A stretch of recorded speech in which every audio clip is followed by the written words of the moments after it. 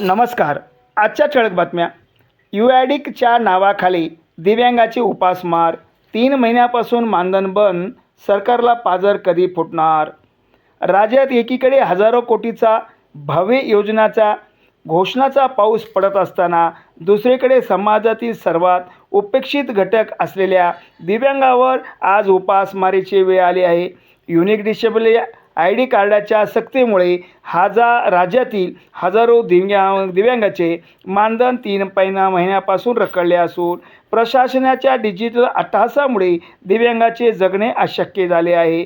बनावट लाभार्थ्यांना आळा घालण्याच्या नावाखाली शासनाने UID अनिवार्य केले आहे खरे, पण त्यांची अंमलबजावणी करताना मानवी संवेदनाचा हरताळ फासला आहे.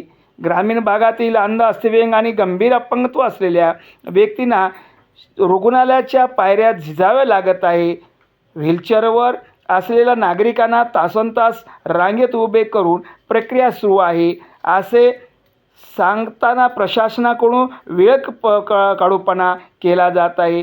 प्रत्येक दिव्यांगाकडे स्मार्टफोन किंवा इंटरनेट असेलच असे न गृहीत धरणे ही प्रशासनाची मोठी चूक आहे.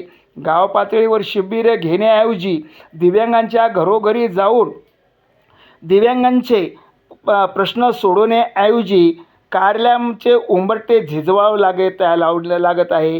हे कल्याणकारी राज्याला शोभणारे नाही. थकीत मानधन त्वरित मिळावे म्हणून जिल्हा व तालुक्याच्या तहसीलदाराकडे वेळोवेळी निवेदनं देऊन संघटनेच्या वतीने आंदोलनं करूनही सुद्धा प्रशासन गप्प बसलेले आहे.